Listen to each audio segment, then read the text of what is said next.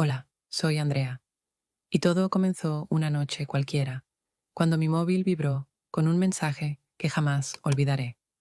Lo abrí sin imaginar lo que iba a encontrar y ahí estaba. Me quedaré en casa de Lara esta noche. No me esperes. Despierta. Lo leí 3 veces seguidas, como si mis ojos se negaran a aceptar esas palabras. Era claro, directo, frío. No había excusas, no había rodeos, no había un lo siento, ni un intento de suavizar el golpe. Solo un aviso. Y lo peor, no era cualquier casa. Era la de Lara, mi mejor amiga. Me quedé mirándolo con el corazón acelerado. El reloj marcaba poco más de las 11 y yo estaba sentada en la cama, con el pijama puesto y el ordenador todavía encendido. La primera reacción lógica habría sido estallar, llamarle, pedir explicaciones. Pero algo dentro de mí me detuvo. Respiré hondo y decidí que no iba a darle el espectáculo que esperaba. Así que escribí una única frase. Gracias por avisarme. Lo envié con las manos firmes, aunque por dentro me temblaba todo el cuerpo. Fue mi manera de decirle que lo había entendido, pero que la historia no iba a terminar como él pensaba. En ese momento me invadió una mezcla extraña de sensaciones. Por un lado, el dolor punzante de la traición. No solo era mi pareja, era la persona en la que había confiado ciegamente. Y por otro lado, la incredulidad hacia Lara, mi amiga, la que conocía mis secretos, la que me acompañaba en las buenas y en las malas, la que se había sentado en este mismo sofá a escucharme llorar. Esa traición era doble, era aún más cruel. ¿Alguna vez habéis sentido cómo el suelo se abre bajo vuestros pies y de repente caéis en una oscuridad que parece no tener fin? Así me sentí yo esa noche. Me levanté de la cama y empecé a caminar por la habitación de un lado a otro. La rabia crecía, pero junto a ella una calma extraña, como si en lugar de estallar me estuviera preparando para actuar. Y entonces lo decidí. No iba a llorar, no iba a gritar, no iba a llamar a nadie. Iba a demostrar con hechos que no me rompía. Me acerqué al armario y lo abrí de golpe. Ahí estaban todas sus cosas, sus camisas favoritas, sus zapatillas de deporte, la colonia que siempre usaba y que todavía impregnaba el aire. Una por una, empecé a sacarlas y a meterlas en cajas. Cada camiseta doblada era un recuerdo empaquetado. Cada pantalón guardado era un pedazo de historia que dejaba de ser mío. Y mientras llenaba caja tras caja, mi mente repasaba todas las pequeñas señales que había ignorado. Esas salidas con los chicos que nunca terminaban con fotos, los mensajes que contestaba con prisas cuando estaba conmigo, las veces que Lara mencionaba casualmente planes que yo no conocía. Todo encajaba, y aunque me dolía, también me daba fuerzas. No me estaba inventando nada.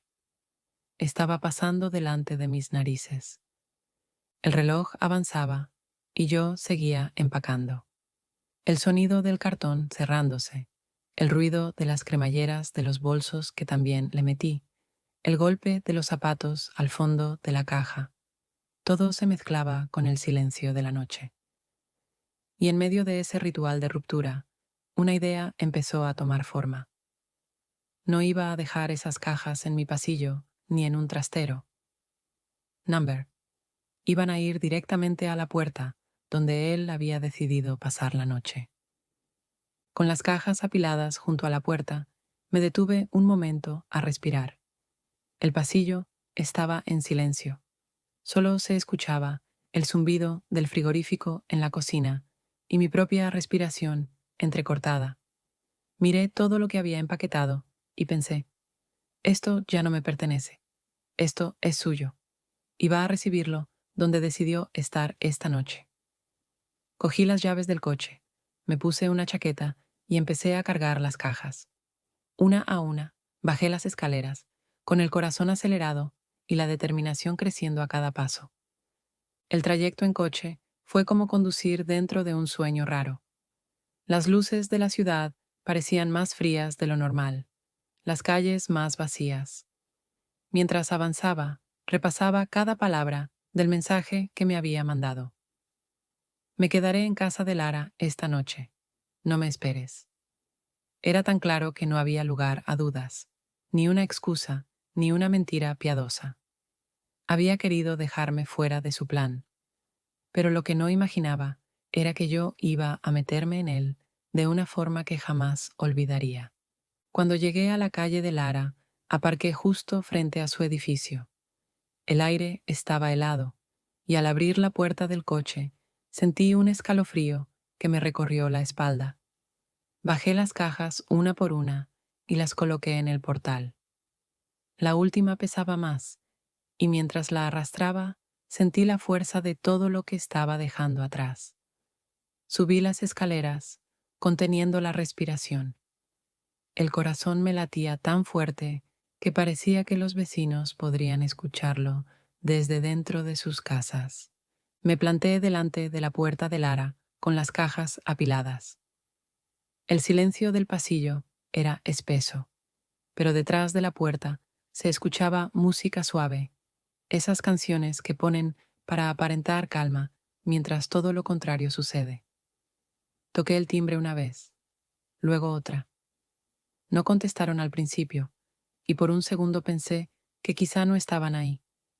Pero entonces escuché pasos apresurados y el sonido metálico de la cerradura girando.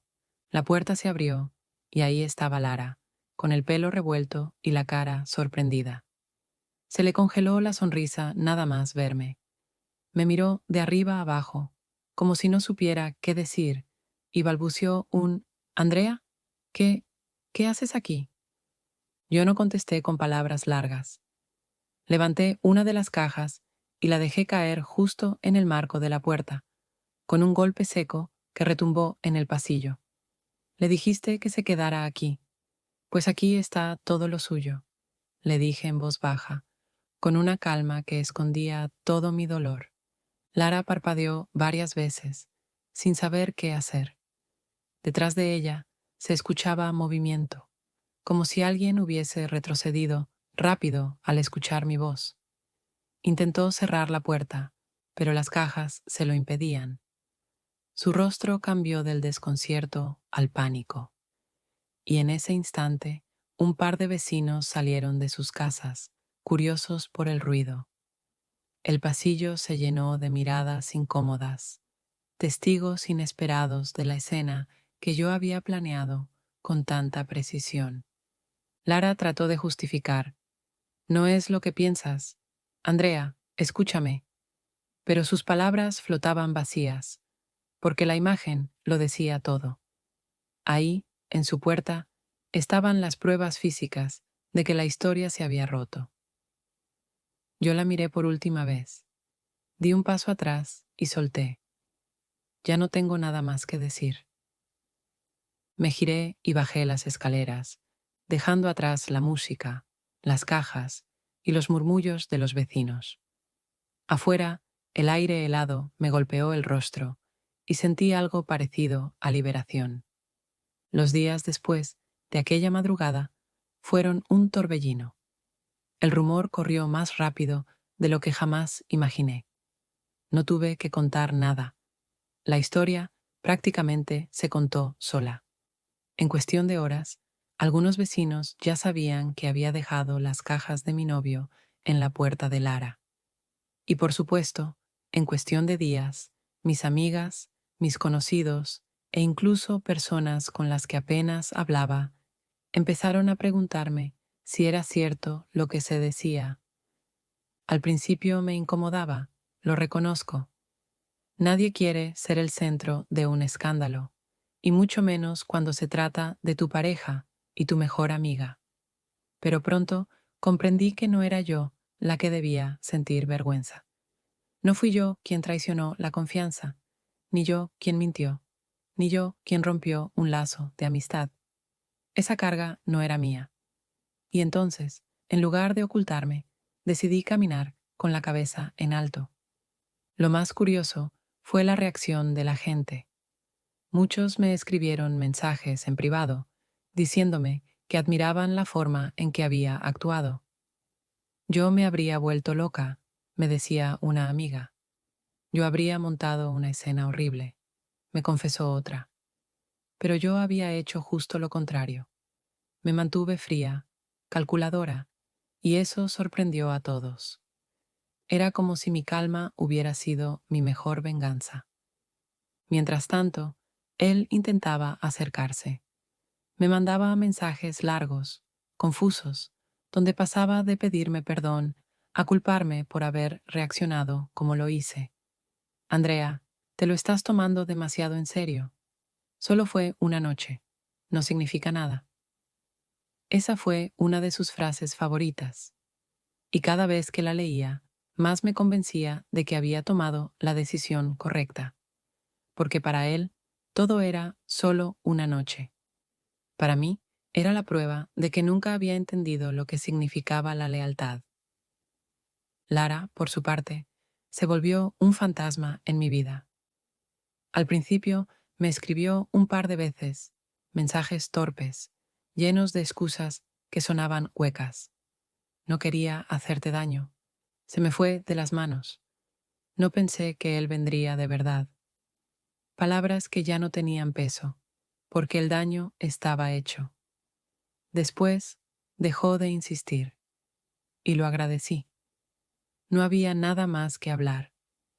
Pero la parte más sorprendente fue cómo el resto de personas reaccionaron con ellos. Donde antes recibían sonrisas, empezaron a recibir miradas incómodas. Donde antes se les invitaba sin dudar, empezaron a dejarlos fuera de planes. No fue algo que yo pidiera, ni algo que yo provocara. Fue simplemente que la gente, al conocer la historia, tomó partido. Y el silencio social se convirtió en el castigo más fuerte para los dos. Recuerdo especialmente una tarde en la que coincidí con él en el supermercado. Yo estaba en la fila, con mi cesta llena, y de repente lo vi, a unos metros de distancia. Estaba solo, con la mirada perdida, sujetando un par de botellas y una bolsa pequeña. En otro tiempo, ese encuentro me habría roto. Me habría hecho salir corriendo. Pero esa vez lo miré con tranquilidad, con una calma que me sorprendió a mí misma. Él bajó la vista, incapaz de sostenerme la mirada. Y en ese momento comprendí algo. El poder ya no estaba en sus manos. Estaba en las mías. Poco a poco, mi vida fue encontrando un nuevo equilibrio. Ya no estaba él, ya no estaba Lara, pero estaba yo. Y eso era suficiente.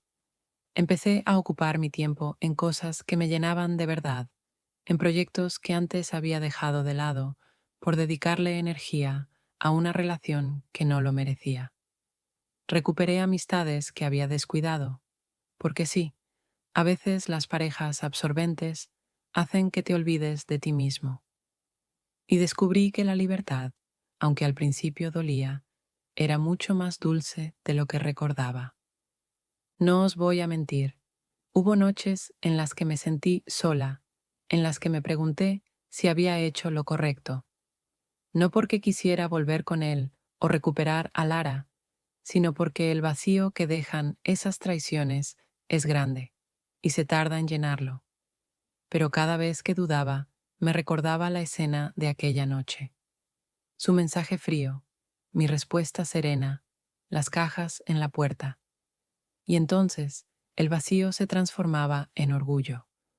Con el paso del tiempo, entendí que lo que hice no fue solo una respuesta a la traición, fue también una declaración hacia mí misma, un recordatorio de que no merezco mendigar cariño, de que no necesito sostener amistades que me apuñalan por la espalda, de que puedo ser fuerte incluso cuando el mundo parece venirse abajo.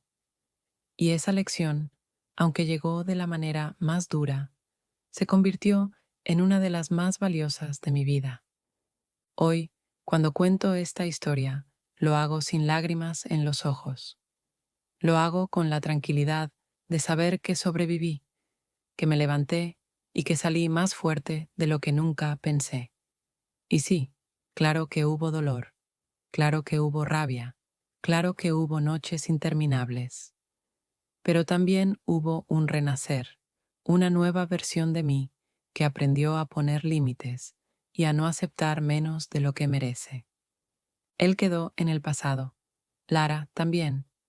Ya no son personajes centrales en mi vida, solo capítulos oscuros en un libro mucho más grande que sigo escribiendo. Y en ese libro, lo que queda grabado no es la traición, sino la forma en que respondí.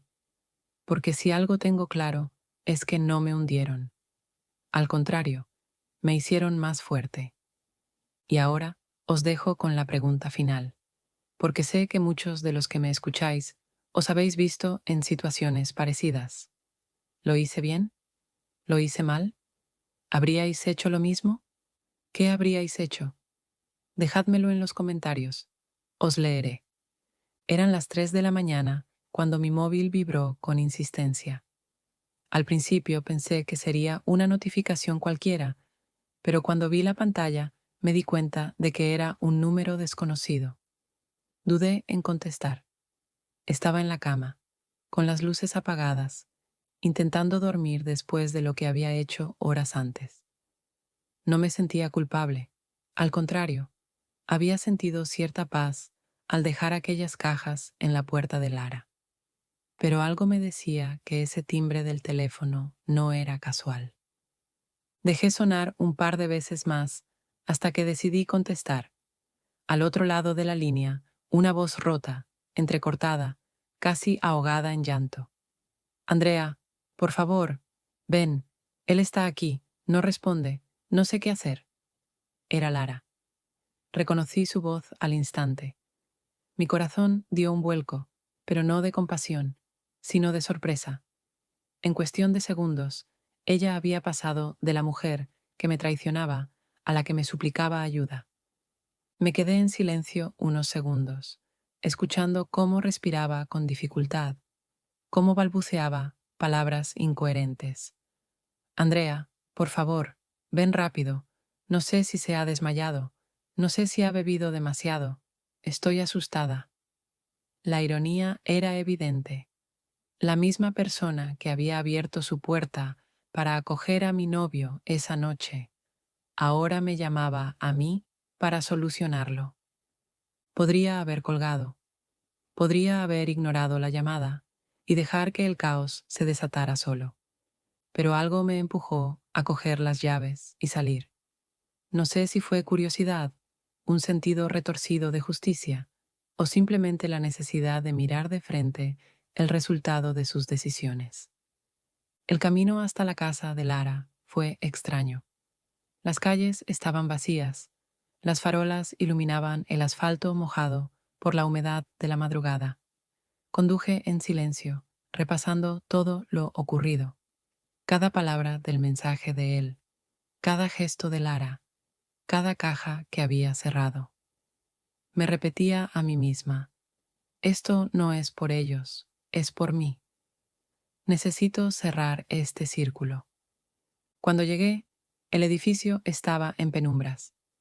Solo una luz encendida en el tercer piso delataba dónde se estaba librando la escena. Subí las escaleras con paso firme, aunque por dentro sentía un nudo en el estómago. La puerta estaba entreabierta, como si en la desesperación Lara no hubiera tenido fuerzas para cerrarla. Entré y lo vi todo de golpe. Él estaba tirado en el suelo del salón, pálido, con la camisa medio desabrochada y el pelo revuelto. Balbuceaba frases sin sentido, apenas consciente de lo que pasaba. A su lado, Lara, con los ojos rojos de llorar y las manos temblorosas, me miró como si yo fuera su única salvación. Andrea, gracias a Dios que viniste. No sé qué hacer, no reacciona bien, estoy asustada. Me acerqué despacio, observando la escena. El salón estaba desordenado. vasos vacíos en la mesa, una botella a medio terminar, cojines tirados en el suelo. El aire olía a alcohol, a humo y a sudor. No era difícil deducir qué clase de noche habían tenido. Me agaché junto a él y le di unas palmadas suaves en la cara. Abrió los ojos a medias, me miró con expresión perdida y murmuró: Andrea, esto no es lo que piensas. Yo. Levanté la mirada hacia Lara, que lloraba en silencio, intentando excusarse. Yo no quería que pasara así, Andrea, te lo juro. Todo se salió de control. Sus palabras sonaban huecas, como si buscara un guión improvisado para suavizar lo evidente. Lo ayudé a incorporarse, aunque por dentro todo mi cuerpo gritaba que lo dejara ahí. Lo tomé del brazo, lo senté en el sofá y lo miré fijamente. ¿Sabes qué es lo peor de todo? Le dije con voz baja pero firme.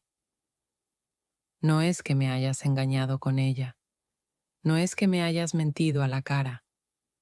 Lo peor es que pensaste que podías hacerlo y que yo me quedaría esperando en casa, dormida, como si nada. Él intentó hablar, pero apenas salían sonidos coherentes de su boca. Estaba débil, confundido, quizá demasiado ebrio, y en ese momento entendí que mi venganza no tenía por qué ser ruidosa. La escena hablaba por sí sola. Él destrozado, ella en pánico, y yo de pie, serena, sin una lágrima. Lara se arrodilló a mi lado, con la voz entrecortada. Andrea, por favor, no lo dejes así.